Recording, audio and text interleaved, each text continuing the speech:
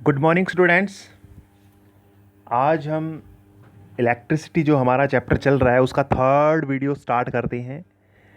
इससे पहले अगर वीडियो नहीं देखे हैं तो आपने अवश्य वो दोनों वीडियो ज़रूर देखें, ठीक है। तो आज हम थर्ड वीडियो स्टार्ट कर रहे हैं। तो थर्ड वीडियो में जो हम टॉपिक करने वाले हैं वो ओम्स लॉ करने वाले हैं। Ohm's law, yes. ये एक साइंटिस्ट, जर्मन साइंटिस्ट था, जर्मन का साइंटिस्ट था, फिजिस्ट कह सकते हैं, जर्मन का भौतिक शास्त्री था। उसके नाम के पीछे ही उसका ये लॉ है। देखिए, उसका नाम था जॉर्ज साइमन ओम। ये ओम जैसे लिखा हुआ है, तो जॉर्ज साइमन ओम ने एक लॉ दिया था, तो उसके नाम के पीछे ही क्या है, ये लॉ है। तो आइए हम इसको लॉ को पढ़ने से पहले कुछ आपको मैं एक्टिविटी के द्वारा इस लॉ को कुछ क्लियर कर देता हूँ। देखिए, मेरे पास दो बीकर हैं, एक पार्ट में, दूसरे पार्ट में भी दो बीकर हैं।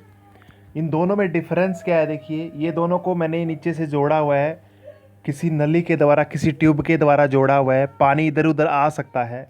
अब देखिए, यहाँ पर दोनों बीकरों में जो लेवल है वो थोड़ा, पानी का लेवल है वो थोड़ा कम है, और इन दोनों में जो पानी का लेवल है, यहाँ तक इसमें भरा हुआ है, इसमें यहाँ तक भरा हुआ है, तो इसमें थोड़ा ज़्यादा लेवल है।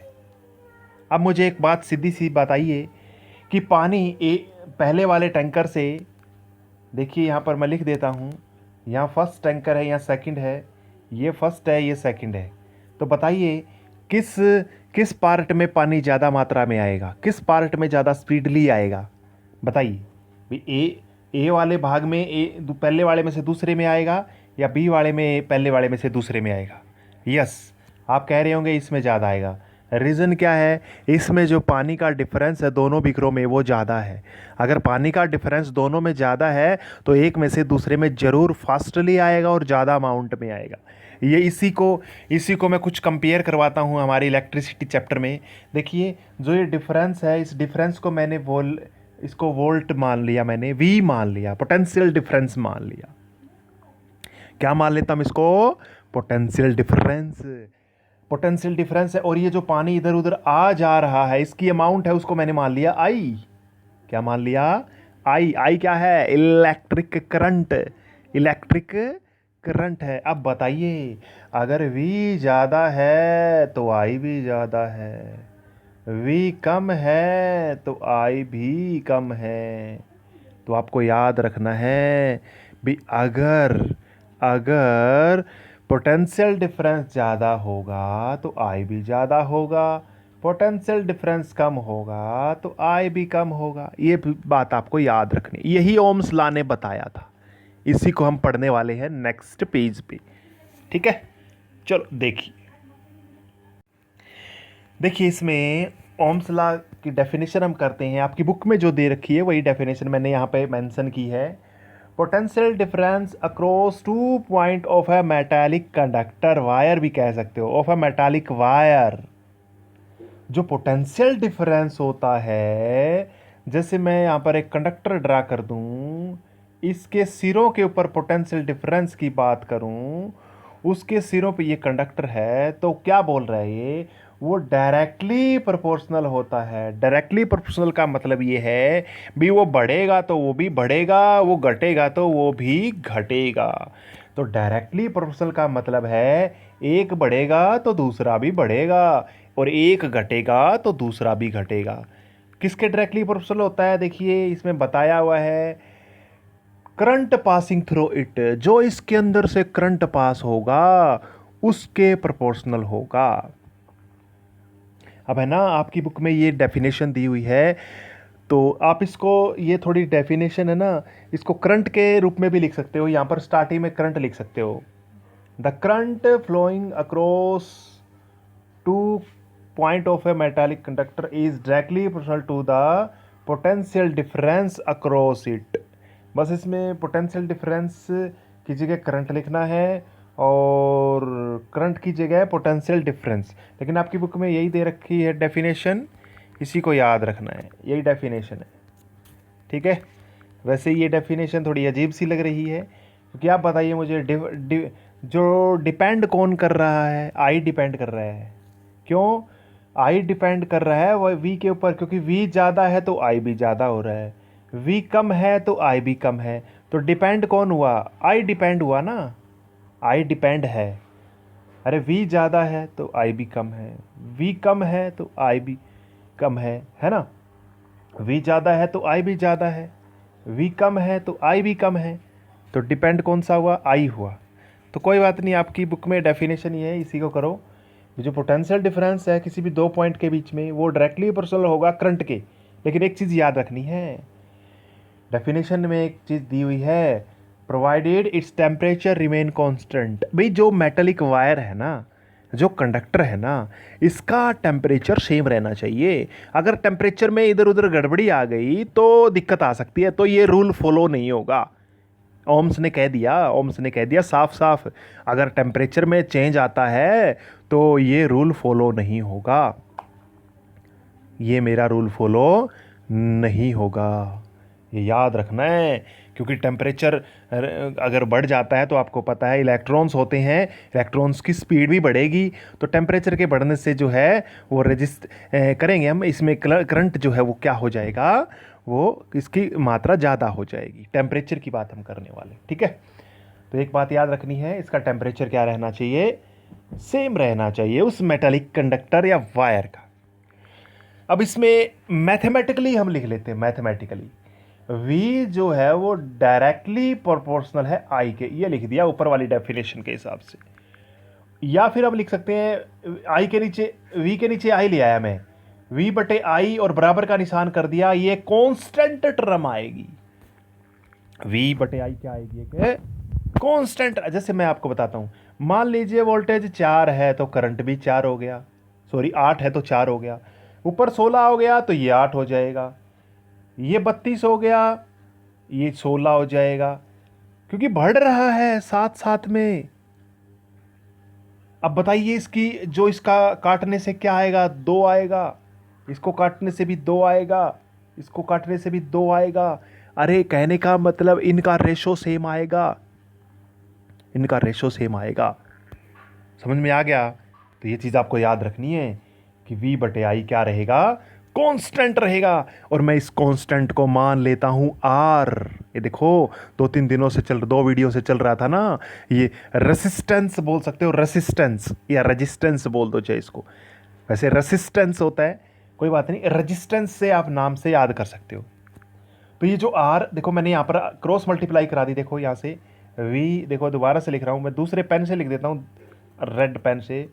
देखो इसमें यहाँ पर V बटे I है ना, इसको मैंने R कांस्टेंट मान लिया, R पर गुणा कराओ, V Ekam V, R Ekam R I Ekam R I, तो IR।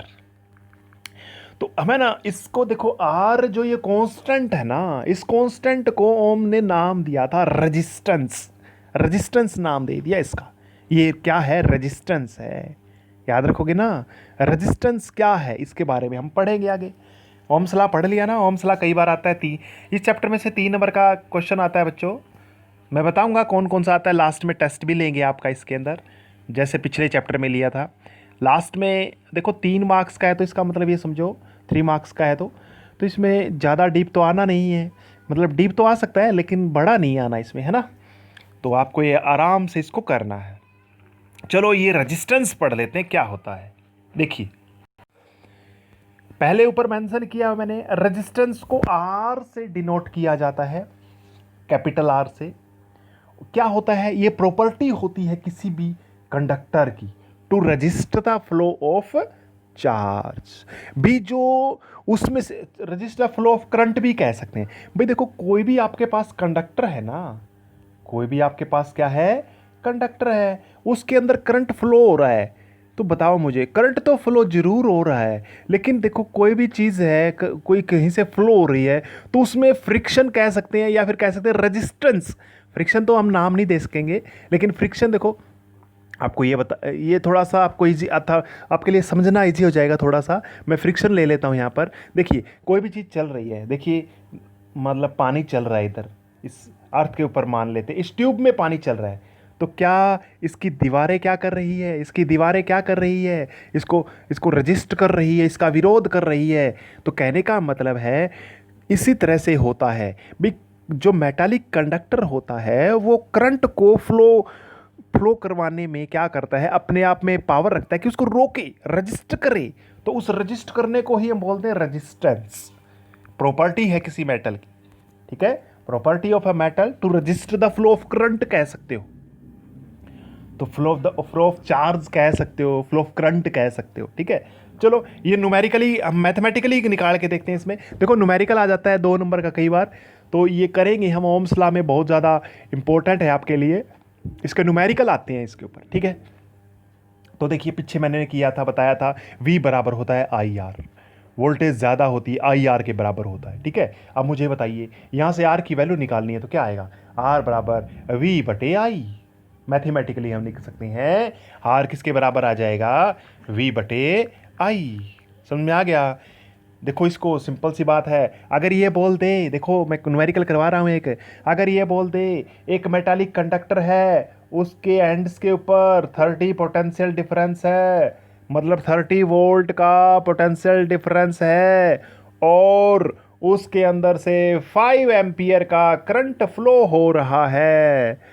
30 वोल्ट का उसमें पोटेंशियल डिफरेंस है और 5 एम्पियर का उसमें करंट फ्लो हो रहा है, तो उसका रेजिस्टेंस बताइए। तो आप फटाफट डिवाइड करा दोगे, V बटे ओम करेंगे ना, यानी वोल्ट, सॉरी ओम नहीं है ये, एम्पियर है ना, एम्पियर में है। आप इसको चलो दोबारा से लिख देता हूँ, 30 वोल्ट बाई इसमें 5 एम्पियर का है तो काट देंगे, 6 आ जाएगा। अब देखो बच्चों, ये जो R जो था ना, ये जो R हम लिख रहे हैं, इस R का भी यूनिट होता है, SI यूनिट है किसकी, SI यूनिट है ओम। साइंटिस्ट के नाम के पीछे ही इस R की यूनिट है। जिस तरह से किसी भी चीज़ को मापा जाता है ना मीटर में, सेंटीमीटर में, तो इसी तरह से आपको इसका सिंबल मैं बता देता हूँ। सिंबल याद रखना है, ये होता है भाई, जैसे कटी हुई सी जीरो है ये नीचे से, ओम्स में इसको लिखते हैं। देखो अब कैसे, जैसे मैं लिखूँगा 12 ओम, ऐसे लिखेंगे 12 ओम, ठीक है, 13 ओम ऐसे लिखेंगे, तो ये इसका सिंबल होता है, सिंबल होता है, याद रखना है। तो कहने का मतलब लास्ट में जो आंसर आया, 5 आंसर आया काटने से या 6 आंसर आया, तो उसके पीछे लगा देंगे ओम, या तो ओम लिखना पड़ेगा या इसका सिंबल है ये ओम। सिंबल की देखो बच्चों, सिंबल का मैं एक स्नैपशॉट आपको भेज दूंगा, वो आप उतार लेना अपने। बैटरी का सिंबल क्या होता है, बल्ब का सिंबल क्या होता है, रेसिस्टेंस का सिंबल क्या होता है, वोल्ट मीटर का क्या होता है, एमीटर का क्या होता है, ये आप उतार लेना, ठीक है। समझ में आ गया, ये चीज़ क्या है आपका ओम्स था। अब लास्ट टॉपिक कर लेते हैं इसमें, रियोस्टेट। रियोस्टेट कर लेते हैं। रियोस्टेट क्या होता है, इलेक्ट्रॉनिक डिवाइस होती है जो क्या काम करती है, जो करंट फ्लो हो रहा है ना किसी भी डिवाइस के अंदर कह सकते हो, या किसी भी रेजिस्टेंस, किसी भी, हाँ कोई भी डिवाइस है आपके पास जहाँ पे करंट कम करना है, कहाँ ज़्यादा करना है, तो रियोस्टेट क्या होता है, उसको कम ज़्यादा करने के लिए उसके अंदर रेजिस्टेंस को कम ज़्यादा कर देता है। It is electronic device use to control the current by varying the resistance. ये रेजिस्टेंस को कम ज़्यादा कर सकता है। अगर रेजिस्टेंस कम ज़्यादा, अब मुझे एक बात बताइए बच्चों, मान लीजिए रेजिस्टेंस ज़्यादा हो गया, रेजिस्टेंस ज़्यादा हो गया तो करंट कम हो जाएगा। रेजिस्टेंस ज़्यादा हो गया तो करंट क्या हो जाएगा, देखो फॉर्मूला देख लो, चाहे फॉर्मूले को देखो, यहाँ पर V बराबर IR था, मैं करंट की बात करूँगा, V बटे R हो जाएगा। अब बताइए अगर R ज़्यादा है तो I क्या हो जाएगा, कम हो जाएगा। अगर R कम है तो I क्या हो जाएगा, ज़्यादा हो जाए। कहने का मतलब है ये रियोस्टेट क्या काम करता है, उसके अंदर रेजिस्टेंस को कम ज़्यादा कर देता है। अगर रेजिस्टेंस कम ज़्यादा होता है तो करंट भी क्या होगा, कम ज़्यादा होगा। चलो बच्चों एक रियल लाइफ में एक तरह से, वैसे मैं ये एग्जांपल तो नहीं है, आपको मैं करवा के बता देता हूँ। देखिए आप घर में फ़ैन है, आपके घर में फ़ैन है ना, तो आप है ना उसमें स्पीड कम ज़्यादा कर देते हो, है ना, करते हो ना कम ज़्यादा स्पीड फ़ैन की। तो आप बताइए उसको घुमाते हो ना, रोटेट करते हो। जैसे मान के चलिए स्टार्टिंग में वो बंद है, इसका मतलब रेजिस्टेंस बहुत ज़्यादा है, स्टार्टिंग में बंद है, फिर धीरे से आपने एक पे लेके आए, एक पे लेके आए मतलब थोड़ा सा कम हो गया, तो फैन थोड़ा सा रोटेट होने लग जाता है। फिर दो पे लेके आते हैं, तो मान के चलिए रेजिस्टेंस और कम हो गया, तो फैन और चल फास्ट हो जाता है। जब आप एकदम से जब उसको 5 या 6 जो भी डिजिट इसमें लिखे होते हैं या फिर पूरा घुमा देते हो, तो रेजिस्टेंस बिल्कुल कम हो जाता है। बिल्कुल तो कम नहीं होता बच्चों, किसी चीज़ का रेजिस्टेंस मतलब कम हो जाता है, मतलब जो इसमें एक तरह से रेजिस्टेंस नहीं होता, ये कैपेसिटर्स की तरह काम करता है, तो कैपेसिटर होता है इसके अंदर। लेकिन मैं आपको इसको एक तरह से एग्जाम्पल की बात बता रहा हूँ ताकि आप समझ पाओ भी हाँ ये ऐसी चीज़ है। भी फैन पहले धीरे चल रहा था, उसका रेजिस्टेंस ज़्यादा था, इसलिए करंट कम आ रहा है, मतलब उसके अंदर से रेजिस्टेंस वो ज़्यादा था, ठीक है। और फिर बाद में आपने क्या कर दिया, इसको घुमा दिया, तो घुमाने से वो रेजिस्टेंस कम हो गया, तो करंट ज़्यादा, यानी फ़ैन जल्दी जल्दी चलने लग जाता है। तो आप इसमें एक तरह से कूलर का एग्जांपल ले सकते हो ऐसे, है ना। तो ये एक तरह से समझाने के लिए मैंने आपको बताया है बच्चों। तो ये कल करेंगे ओम्स लॉ की डेफिनेशन, तो इतना ही करेंगे हम। तो एक बार थोड़ा सा मैं आपको एक रेजिस्टेंस का सिंबल बता देता हूँ। जो रेजिस्टेंस होता है इसका सिंबल ऐसे होता है बच्चों, ये रेजिस्टेंस का सिंबल होता है, इसको उतार लेना। यहाँ पर एक सिरा है, दूसरा सिरा है, ये रेजिस्टेंस है। क्या है ये? रेजिस्टेंस। तो दोबारा से देख लो इसको, सिंबल कैसे होगा इसका, बना रहा हूं मैं, एक सिरा, दो सिरा, तीन सिरा, चार सिरा, ऐसे निकाल सकते, ठीक है। ये रेजिस्टेंस का सिंबल है, फिक्स है ये, इसकी वैल्यू जो होगी ना 5 ओम 4 ओम फिक्स होगी। लेकिन बच्चों नीचे रियोस्टेट है ना, अगर रियोस्टेट बनाना है तो आपने इसको वेरिएबल करना पड़ेगा। ऐसे तीर मार दोगे ना, इसका मतलब ये चेंज हो सकता है, कम ज़्यादा हो सकता है, तीर मार दोगे इसके अंदर, तो यानी फिक्स नहीं है ये, ठीक है। चलो सिंबल मैं आज सेंड कर दूंगा, वो उतार लेना। आज इतना ही करेंगे। थैंक यू बच्चों, thank you, have a nice day.